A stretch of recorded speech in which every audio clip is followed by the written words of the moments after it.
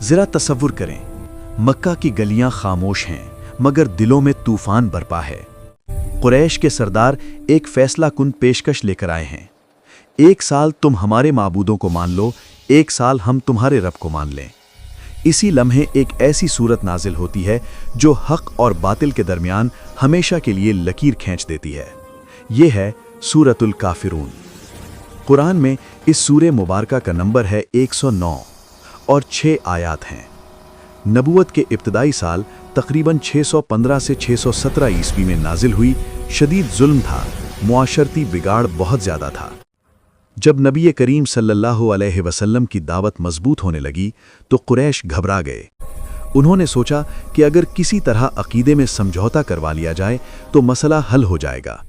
اسی لیے قریش کے بڑے سردار نبی صلی اللہ علیہ وسلم کے پاس آئے اور مذہبی مصالحت کی پیشکش کی۔ اس وقت کے قریش کے مشہور سردار یہ وہ لوگ تھے جو اس پیشکش میں پیش تھے۔ ولید بن مغیرہ، قریش کا بڑا سردار، مالدار اور با اثر، حضرت خالد بن ولید کے والد، نبی صلی اللہ علیہ وسلم کے قریبی خاندانی ماحول سے واقف تھا۔ عاص بن وائل، سخت دشمن اسلام، حضرت عمرو بن عاص کے والد، اسود بن عبد الیغوث، نبی صلی اللہ علیہ وسلم کے خاندان بنی زہرہ سے تعلق، رشتہ داری کے باوجود شدید مخالفت، امیہ بن خلف، بدنام ظالم، حضرت بلال پر بدترین ظلم کرنے والا۔ یہ سب لوگ چاہتے تھے کہ دعوت توحید نرم پڑ جائے۔ اب سورہ مبارکہ کا پیغام سنتے ہیں، پوری انسانیت کے لیے کیا ہے۔ بسم اللہ الرحمن الرحیم، قل یا ایھا الکافرون، کہہ دو اے کافرو۔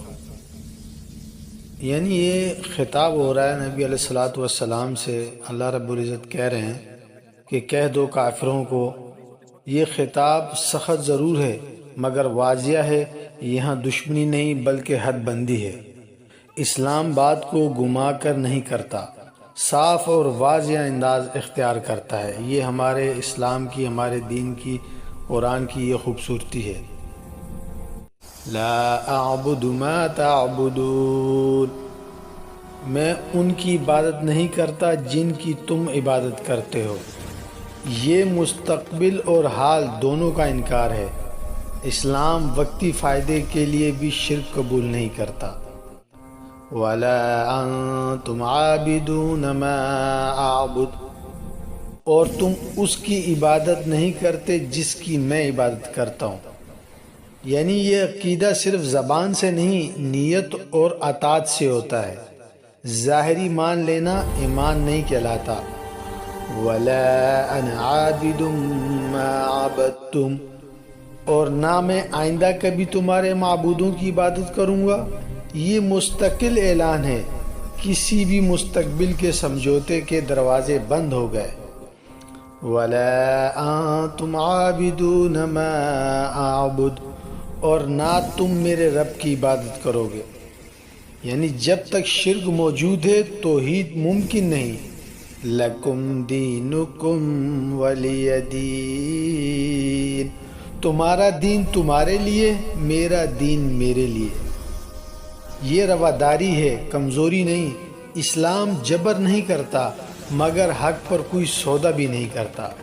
عقیدے میں استقامت، دباؤ کے باوجود حق پر قائم رہنا، باطل سے واضح علیحدگی اختیار کرنا، منافقت سے بچنا۔ سورۃ الکافرون ہمیں یہ سکھاتی ہے کہ حق اور باطل کا ملاپ ممکن نہیں۔ عقیدہ تجارت نہیں ہے، ایمان میں آدھا پن نہیں ہوتا۔ یہ صورت آج کے دور میں بھی ہمیں یاد دلاتی ہے، سمجھوتا دنیا میں ہو سکتا ہے، عقیدے میں نہیں ہو سکتا۔ وآخر دعوانا ان الحمد للہ رب العالمین۔